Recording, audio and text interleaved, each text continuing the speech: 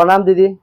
और मेरे तरफ से भी प्रणाम, और मेरे मधुबनी और पूरे भारत और पूरे विश्व की तरफ से आपको मैं प्रणाम करता हूँ। सभी के चरणों में प्रणाम है। दीदी कुछ जिज्ञासा है जो मैं चाहा हूँ कि आपके माध्यम से इसका समाधान हो जाता तो बहुत अच्छा लगता। और ये मेरी जिज्ञासा नहीं है, बहुत सारे भाई बहन ऐसा जिज्ञासा करते हैं, तो हमने सोचा यहाँ आए हैं तो आपसे बातचीत हो जाए। एक प्रथम जिज्ञासा है दीदी कि साहब श्री की नज़रों में हम साहेब एवं शिव को कैसे समझेंगे? साहब श्री की ही नजरों से साहब को भी और शिव को भी दोनों को समझना चाह रहे हैं आप। ईश्वर से किसी जीव का संबंध बहुत आंतरिक होता है, मतलब उसका अपना व्यक्तिगत होता है। जैसे आप हैं एक व्यक्ति, आपसे सबका अपना अपना संबंध होगा, तो हर व्यक्ति का आपसे अपना व्यक्तिगत संबंध होगा। ईश्वर से भी यही बात लागू होती है। ईश्वर से भी संबंध उनका अपना है और लोगों का भी अपना है। लेकिन एक कहानी उन्होंने बार बार सुनाई है, और आपने भी शिव चर्चाओं में साहब श्री के मुख से ही ये सुना होगा। उन्होंने कहा कि अंबाला में एक घटना जो हुई थी, सच्ची घटना है ये, कि उस अघोरी ने नंबरदार जो नदी पार करना चाहता था, और नदी इतनी तूफानी थी कि पार नहीं कर पा रहा था, तो उस अघोरी ने देखा कि नंबरदार खड़ा है लेकिन रात तूफानी है, नदी पार नहीं कर पा रहा है। तो उसने देखा कि कष्ट में है, परेशानी में है। तो अघोरी यानी कि जो शिव से जुड़ा हुआ व्यक्ति, ये पंथ भी शिव से जुड़ा हुआ है, तो करुणा होगी, दया होगी। हाँ, तो उन्होंने देखा, तो उन्होंने पूछा कि क्या बात है बच्चा। नंबरदार ने कष्ट में था, उससे पहले के जीवन में बहुत अहंकार में था, लेकिन जब कष्ट आता है तो बड़ा से बड़ा अहंकारी आदमी भी झुक जाता है। और जहाँ आपका मन झुकता है वहीं गुरु की दया का आश्रय मिलता है। तो वही हुआ उस समय भी। नंबरदार ने झुककर साधु को, अघोरी को प्रणाम किया। तो अघोरी ने पूछा क्या बात है, उसने अपनी समस्या बताई। अघोरी ने कुछ सोचा विचारा नहीं, नदी के तट पे बैठा था, जो गीला बालू था, भींगा हुआ रेत, उसको अपनी उंगलियों से डुबा के और उसके हाथों को कहा कि जोड़ो, दोनों हाथों को अपने जोड़ो। उसने जोड़ा अपने हाथों को, और उस हाथ पे उस अघोरी ने गीले बालू से एक पे शी एक पे व लिखा और कहा कि जोड़ो, शिव है। तो उसने कहा कि हाँ शिव है। यही शिव को देखते हुए नदी पार कर जाना। अघोरी चल दिया, नदी पार करने भी लगा। आधी से ज्यादा दूरी जाने के बाद उसके मन में अचानक ये कौन था कि ये वही शिव है जिसकी पूजा मेरे घर में होती है, मेरे गांव में जिसका मंदिर है, ये शिवलिंग पे जो लोग जल चढ़ाते हैं, ये वही शिव है। और जैसे ही उसने ये सोचा, वो डूबने लगा। अघोरी लेकिन देख रहा था। देखिए, अघोरी ने सिर्फ शिव लेकर छोड़ा नहीं, उसने उस पर ये नजर रखी कि इसी शिव को देखते हुए वो उस पार उतरता है कि नहीं। देख लिया कि मामला गड़बड़ाया है। अघोरी ने जोर से कहा, हंस के, जोर से, रे रे अपने शिव को छोड़, मेरे शिव को देख। अक्सर मुझको लगता रहा कि आखिर साहब बार बार इस उदाहरण को देकर क्या समझाना चाहते हैं। ये तो उस नंबरदार, उस अघोरी की बात थी, शिव शिष्यता में इसका क्या उपयोग है।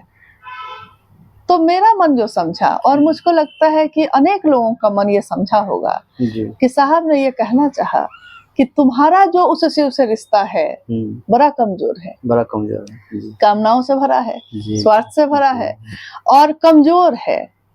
कामना से भी अगर गए हैं ना तब भी ठीक है, रिश्ता तो मजबूत रखिए कि महादेव आपकी बात उठा नहीं सके, लेकिन रिश्ता भी कमजोर है, कभी भी टूट सकता है। तो साहब ने शिव का ही दान दे दिया। उस अघोरी ने हाथ पे रेत से लिखा था, साहब ने शिव शिष्यों के दिल पे ही लिख दिया, और यही चाहा कि इसी शिव की सुंदरता जो मोहक है, इसकी छवि कितनी मोहक है, इसको देखते हुए इस भवसागर को, इस जीवन को पार करो। अब जैसे ही हम कुछ दूर जाते हैं, हमको याद आने लगता है वो गुरु भाई ऐसा कर रहा है, ये ऐसा कर रहा है, ये ऐसा कर रहा है, महादेव से उसका जुड़ाव नहीं है। हम समीक्षा करने लगते हैं दूसरी चीजों की, वहाँ पर अपना शिव आ जाता है, अपना शिव आ जाता है तो डूबने डूबने लगते हैं। लोग कहते हैं कि जी। हम इतने साल चले, जी। हम क्यों गड़बड़ा गए? जी। नहीं, मतलब हम शुरू में इतना महादेव का काम किए, आज हमारे साथ ऐसा क्यों हुआ कि हम उतना नहीं चल पा रहे हैं, मेरे मन में महादेव के लिए वो आवेश नहीं है जो उस समय था। तो बात क्या है कि चले थे जिस शिव को देखकर, उसको देखना क्यों छोड़ा? उसको देखना क्यों छोड़ा? और शिव की छवि इतनी मोहक है कि जब आप देखने लगिएगा तो आपको उसके सिवा फिर कुछ भी देखने की इच्छा नहीं होगी और ना देख पाइएगा। आपने प्रश्न जो पूछा है, उस जिज्ञासा में ये बात है कि साहब श्री के नजरों से शिव को देखेंगे जी तो क्या है शिव, और स्वयं साहब को भी देखेंगे तो क्या है? मतलब खुद की नजर से खुद को देखने की बात है ये। हाँ, ये बड़ा कठिन है। हाँ, क्योंकि दूसरे आपको देखते हैं, आप अपनी नजर से खुद को देखिए, ये सामान्यता नहीं होता। तो पहले हम लोग शिव की बात कर रहे हैं कि साहब ने शिव को देखने की बात जो कही वो कैसी बात कही। साहब ने जिस शिव को देखने के लिए कहा, उन्होंने कहा कि उसकी छवि काफी मोहक है, इतनी अच्छी है और इतनी करुणा है उसमें, दया से आर्द्र है, भींगा हुआ है, संजात है, प्रगाढ़ है, कि उसके बाद आपका मन एक सूता भर भी इधर से उधर नहीं होगा। इस जीवन में रहते हुए जीवन मुक्त होकर जीना कैसा होता है, साहब ने अपने आचरण से, अपने जीवन से दिखाया है। माँ नीलमानंद जी ने अपने जीवन से दिखाया है। एक पंक्ति है कि कोई मेरी नजरों से देखे तो समझे कि तुम मेरे क्या हो। जी। शिव क्या है, इसको देखने के लिए उस शिव जिससे जुड़ने की बात हम शिवसत्ता में कह रहे हैं, शिव ही है वो, लेकिन उस सत्ता से जुड़ने के लिए हमको देखना होगा साहब श्री की नजरों से शिव को। हाँ। हम अपनी नजरों से देखने लगते हैं तो मामला गड़बड़ाता है, लेकिन उनकी नजरों से देखते हैं तो मामला सही रहता है, क्योंकि उस शिव से उनका रिश्ता इतना गहरा है कि प्रेम इतना अधिकार लाता है। शिष्य अनुभूति की एक पंक्ति है जो आपने पढ़ी होगी कि अगर विश्व का मानव शिव को अपना शिष्य भाव देता है तो उसमें साहब श्री कह रहे हैं कि शिव को ही कह रहे हैं कि आपको उसके अभ्युदय का भार उठाना ही होगा। जी, अभ्युदय को। ये इतना अधिकार से कौन बोल सकता है महादेव को, जिसका अधिकार होगा। जी। जैसे एक बच्चा अपने पिता को कहता है आपको ये लाना ही होगा, उसका रिश्ता है पिता और पुत्र का, इतना गहरा प्रेम का रिश्ता, इतना गहरा है कि विश्व मानव के अभ्युदय का भार उठाने की बात भी साहब कह रहे हैं कि आपको करना होगा, और शिव कर रहे हैं। आश्चर्य की बात यह है कि ये कह रहे हैं और वो ऐसा कर रहे हैं, मामला दोनों तरफ से है। जी। हाँ, यही है। अब आपने कहा कि साहब श्री के नजरों से साहब श्री को देखना। जी। हाँ, अक्सर साहब के चर्चाओं में भी आपने सुना होगा या आप मिले भी हैं बहुत बार। जी। साहब ने कहा है कि मेरे अनेक रूप है, मेरे भी सारे रिश्तों में, सारे रूपों में मैं समझौता कर सकता हूँ, लेकिन जब भी मैं कहता हूँ या मैं लिख देता हूँ मैं शिव का शिष्य हरिंद्रानंद, यानी ये जो बोल रहा है ये शिव का शिष्य बोल रहा है। मैं शिव का शिष्य हरिंद्रानंद जब भी मैं कहूँ तो गौर से सुनिएगा मेरी बात को, क्योंकि उस समय मैं किसी का नहीं हूँ, धरती के किसी भी व्यक्ति से मेरा कोई संबंध नहीं, मैं उस समय केवल अपने शिव के तरफ से बोल रहा हूँ, और इसमें मैं कोई समझौता नहीं करूंगा, इसमें आपका मन रखने के लिए मैं कोई काम नहीं करूंगा। आज मेरे गुरु शिव ने ये आदेश दिया है तो मैं ये कर रहा हूँ, कल गुरु का आदेश अगर बदल गया तो मैं वो करने लगूंगा। आप भ्रम में मत रहिएगा कि मैं आपका आदमी हूँ, मैं महादेव का आदमी हूँ। जी बिल्कुल। तो ये अपनी नजर से खुद को साहब ने देखकर बता भी दिया है। साहब किसको कहते हैं?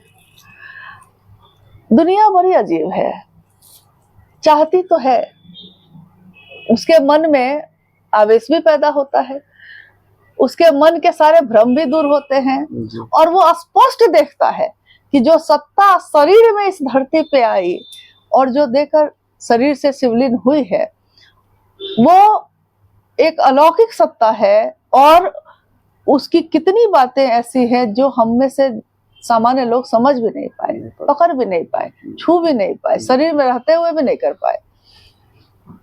और इसकी अनुभूति असंख्य लोगों को हुई।